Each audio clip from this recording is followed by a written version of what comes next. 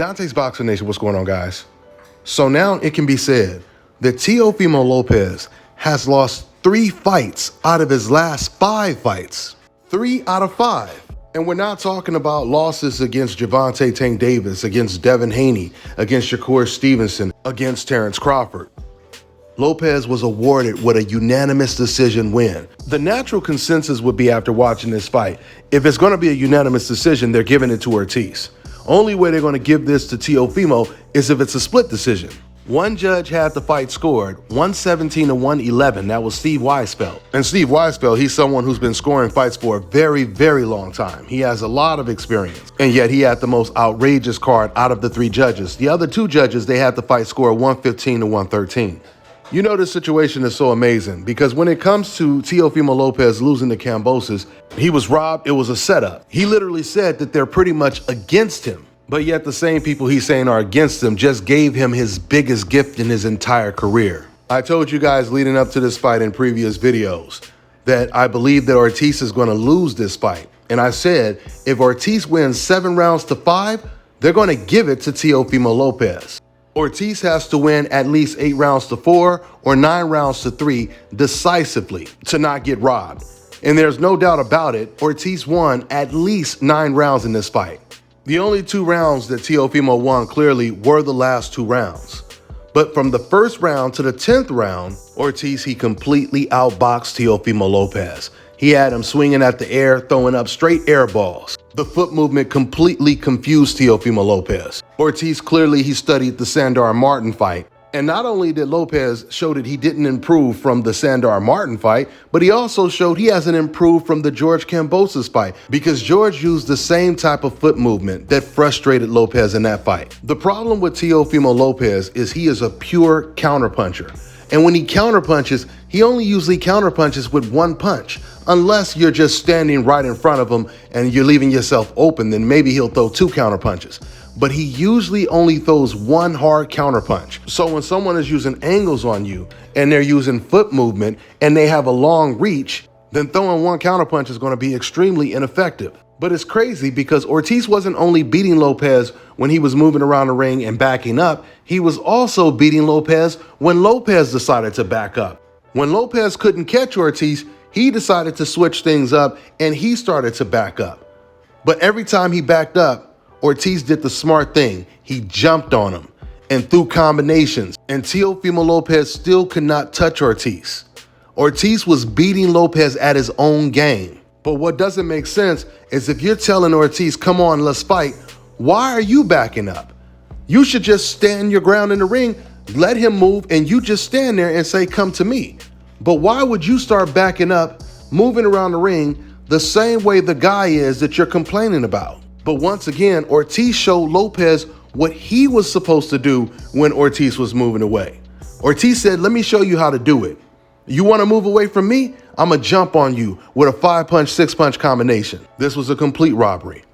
And everyone who said that Devin Haney versus Lomachenko was a clear-cut robbery and it could not have gone either way, and the only person that could have won that fight was Lomachenko, all of you guys should be in the comment section everywhere on the internet saying the same thing about this fight. Let's see if you guys do that. Matter of fact, to all you guys listening to this video, if you know somebody personally who told you that that was a robbery, ask him, what did you think about this fight? And pay attention to how different the energy will be. We know what time it is. Although I expected Ortiz to do the same thing he did in the Lomachenko fight, which is give up some of the championship rounds, it doesn't really matter because he had already had this fight in the bag. In fact, Teofimo Lopez Sr. was telling Lopez he needs to knock him out in the 12th round. So Sr. knew. He had already knew it was going that direction. Guys, I'm telling you right now, if you watch the Kambosos fight, the Sandor Martin fight, and the Jermaine Ortiz fight, then now you know why Teofimo Lopez has never got in a ring with a Gervonta Tank Davis or a Devin Haney. He would get annihilated by both. And now his plan backfired on him, politely asking Keyshawn Davis not to call him out. Now he has to worry about Keyshawn Davis's name being mentioned. So he's not going to fight Keyshawn either because he's going to lose to Keyshawn, who only has 10 professional fights. What Teo is going to continue attempting to do is avoiding the undefeated Black American fighters. He's going to continue to mention their names while planning on fighting against much weaker opposition. Because Teo, he knows deep down in his heart he's not on the level of a Javante, a Devin, or even a Keyshawn Davis. We don't even have to talk about Crawford because Teo never had any intentions of fighting Crawford. That was only a deflection tactic to get people to stop asking him about Devin Haney, which it worked at least on ESPN because they only asked him about fighting Terrence Crawford or Keyshawn Davis and didn't even mention Devin Haney's name. What Teofimo Lopez is going to do is he's going to continue to fight lesser opposition, and he's going to keep having these controversial decisions until he gets another official L on his record.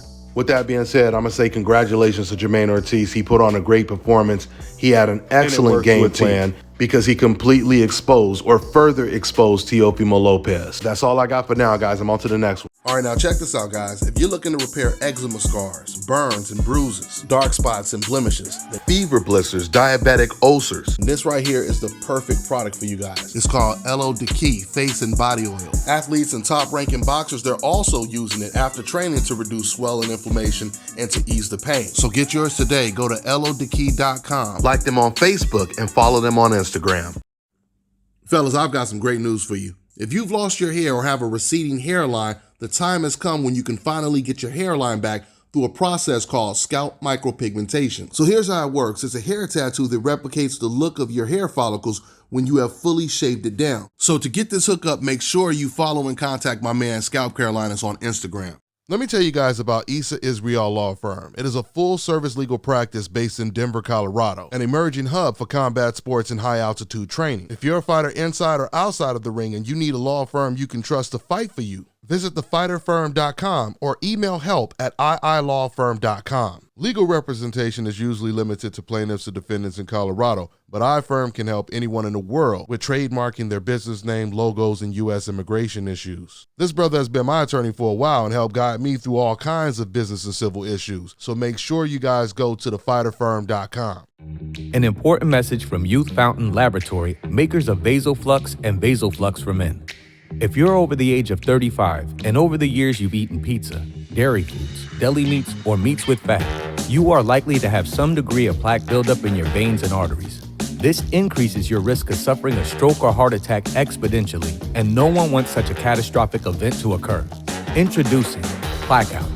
Blackout is made of all natural ingredients proven to help dissolve clots in the blood, remove calcium deposits and plaque from the walls of veins and arteries, improve viscosity of the blood, improve elasticity of the veins and arteries, treat varicose veins, and prevent the reoccurrence of plaque buildup. For more information, visit Youth Fountain Laboratory at youthfountainlab.com or call 1-800-853-7856. And remember, to help unclog veins and arteries, get the Blackout.